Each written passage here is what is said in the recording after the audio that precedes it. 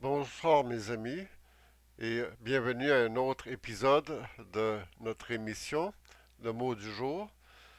Aujourd'hui, nous allons parler de l'État-providence au Québec. Ce n'est pas qu'une sinécure. Il y a eu une présentation lucide et fracassante de la chaire de recherche sur la fiscalité de l'Université de Sherbrooke, exactement le 22 janvier, concernant les finances publiques au Québec. L'exercice qu'ils ont fait, déterminer si les finances publiques du Québec sont viables à long terme. Leur réponse était très claire, non. Ils ont utilisé les meilleures méthodes scientifiques recommandées par l'Organisation de coopération et de développement économique, l'OCDE, pour évaluer si le modèle québécois est viable du point de vue financier. Ils ont intégré toutes les variables, le niveau de nos services publics, la croissance économique, l'endettement du Québec, le vieillissement de la population et le coût des soins de santé. Enfin, ce genre de projection devrait émaner de notre ministère des Finances. D'ailleurs, des évaluations semblables existent probablement, mais le gouvernement préfère ne pas présenter au public des scénarios qui compliqueraient la réalité politique. La conclusion de cette présentation est brutale, et si aucun virage n'est pris, le Québec fonce directement dans un mur. Le déficit du Québec atteindrait 17 milliards en 2030 et 63 milliards en 2050. Des chiffres qui font peur et présentent une situation insoutenable du point de vue de l'endettement public.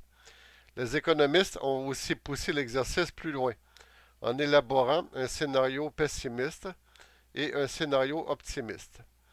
Encore plus inquiétant, dans le scénario dit optimiste, on imagine ce qui se produirait si tout allait mieux que prévu. L'économie, la démographie, les dépenses publiques, etc. Même avec tous les baromètres au beau, les finances publiques du Québec ne dégageraient jamais un sou de surplus pour rembourser la dette. Au mieux, on cesserait de faire des déficits. Un trou spectaculaire. Par contre, dans le scénario dit pessimiste, les chiffres du déficit deviennent si énormes que ça donne froid dans le dos. 34 milliards en 2030 et 123 milliards en 2050. Pas de faute de frappe, vous avez bien lu. La plupart des gens d'affaires acquéris vous diront que pour réussir et par prudence, il faut toujours tenir compte du scénario pessimiste. Cette étude ne surprend pas. Quiconque s'est penché attentivement sur les finances publiques du Québec ces dernières années. Notre dette augmente de façon alarmante, même dans les années où les chiffres officiels présentent un déficit zéro.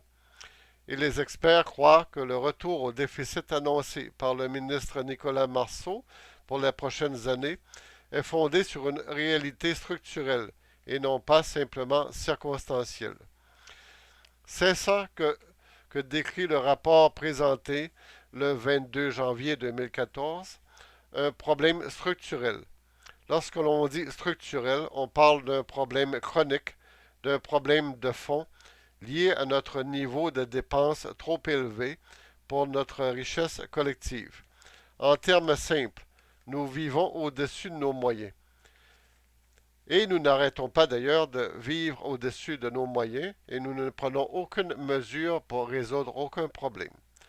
Rappelons que nous sommes donnés des programmes sociaux plus généreux que ceux des autres provinces canadiennes et une fonction publique plus grosse encore.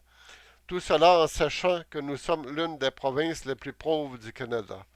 On n'a qu'à regarder la ville de Montréal, par exemple. Nous sommes surreprésentés quand on se compare à Toronto, qui a une population euh, approximativement semblable, légèrement plus grande peut-être. Donc on est mieux représenté même par population que la ville de New York elle-même. C'est tout dire. La question que nous laisse ce rapport est simple. On continue comme les braves violonistes sur le pont du Titanic, ou on réforme. Merci mes amis. Donc, c'est un article que j'avais à cœur de dicter ce soir. Il nous montre l'état fracassant dans lequel nous nous trouvons, telle une locomotive qui fonce droit vers un mur, mais où le, où le mécanicien dit à tous, mais faites-vous-en pas, nous avons le contrôle de la situation. Mais il n'ose pas dire qu'il y a un mur qui vient, même s'il le sait. Je vous souhaite une bonne soirée et je vous reviens demain, ces jours-ci, avec une autre présentation